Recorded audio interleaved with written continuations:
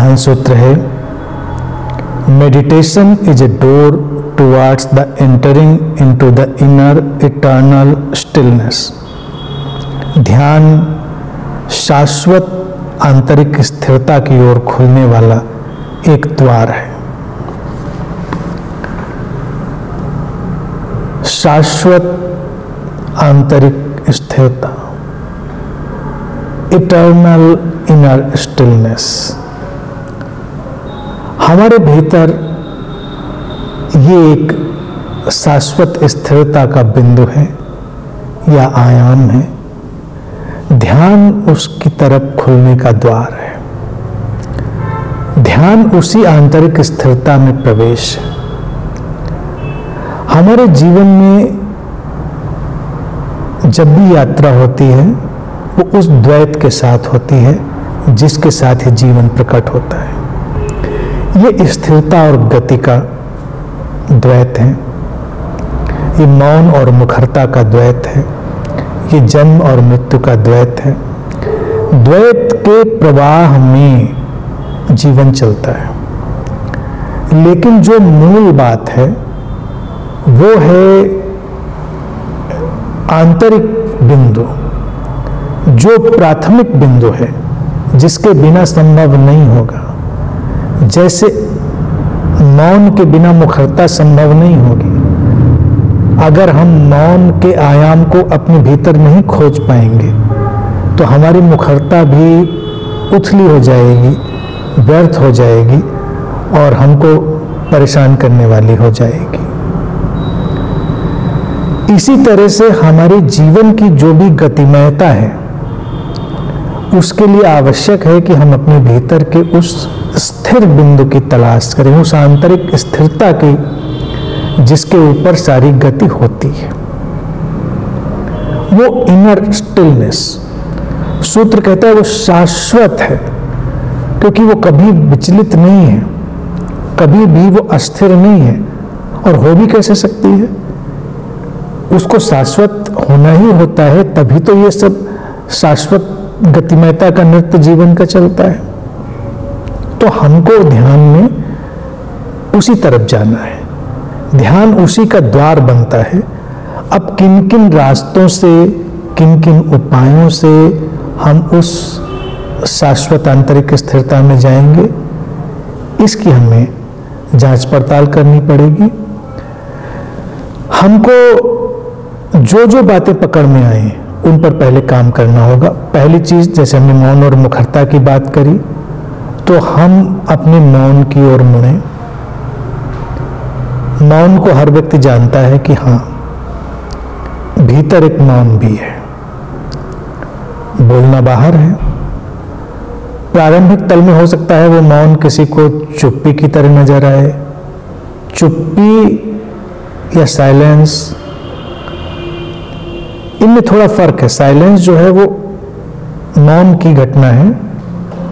चुप्पी में हमने अभी बोलना बंद किया है, लेकिन उसके माध्यम से हम मौन में जा सकते हैं, जहां पर कोई शब्द नहीं है, निशब्दता है, कोई हलचल नहीं है। इसी तरह से हम अपने आसपास अगर दृष्टि डालें तो अपने आसपास के खालीपन को हम देख सकते हैं। एक है भराव और एक है खालीपन। सारे खालीपन पर सारा भराव खड़ा है। जो भी बाहरी आकार और विस्तार है वो खालीपन पर खड़ा है, वो स्पेशियसनेस पर खड़ा है। तो हम अगर कहीं मान लीजिए बैठे हैं तो हम आकारों और विस्तारों में जाने के बजाय हम वहां के खालीपन और स्पेशियसनेस पर अपना फोकस ले जाएं। और शब्दों को बोलते समय शब्दों के बीच के अंतराल पर, विचार हैं तो विचारों के बीच के अंतराल पर।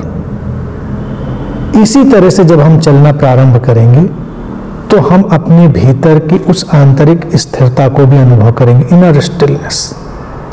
जब कुछ भी हलचल नहीं हो रही है, सब ठहरा हुआ है, ध्यान में हम उसी ठहराव की तलाश करते हैं।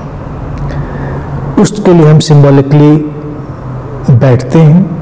ध्यान में बैठने का जो आयोजन प्रारंभ हुआ उसके मूल में यही बात है कि व्यक्ति थोड़ी देर के लिए अपनी गतिविधि हलचल बंद करता है और शांत होकर बैठता है, बिल्कुल स्थिर होकर।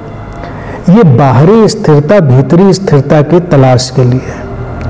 और जब हम भीतरी स्थिरता को तलाश लेते हैं तो इस बाहरी स्थिरता की फिर कोई आवश्यकता नहीं रह जाती। फिर हम चलते उठते बैठते बोलते कुछ भी करते हुए भी अपने उस इनर स्टिलनेस के आंतरिक स्थिरता के आयाम को भूलते नहीं, उसको विस्मृत नहीं करते। वो शाश्वत है और हमेशा हमारे साथ बना रहता है। तो ध्यान में बैठने का जो लाभ है या जो कहा जाए उपयोगिता है वो इसीलिए है क्योंकि अभी हो सकता है चलते चलते किसी को वो आंतरिक स्थिरता का बिंदु पकड़ में ना आए। तो शुरुआत के लिए जरूर ये सहयोगी होगा कि व्यक्ति शांत होकर बैठे, सारी हलचल बंद करे। ध्यान में इसीलिए हम शारीरिक रूप से स्थिर बैठते हैं, अपनी आंखें भी बंद कर लेते हैं, आंखों की हलचल भी बंद कर देते हैं, सब बिल्कुल ठहरा देते हैं। और उस ठहराव में हमें अपने भीतर की वो आंतरिक स्थिरता अनुभव में आने लगती है। एक बार जब अनुभव में आने लग जाए तो फिर इस बाहरी आयोजन की जरूरत नहीं रह जाएगी। उसका जीवन में आविर्भाव इसलिए कहना पड़ेगा क्योंकि हम उसको अनुभव करेंगे, अन्यथा तो वो हमेशा से है, उसका आविर्भाव तो होना नहीं।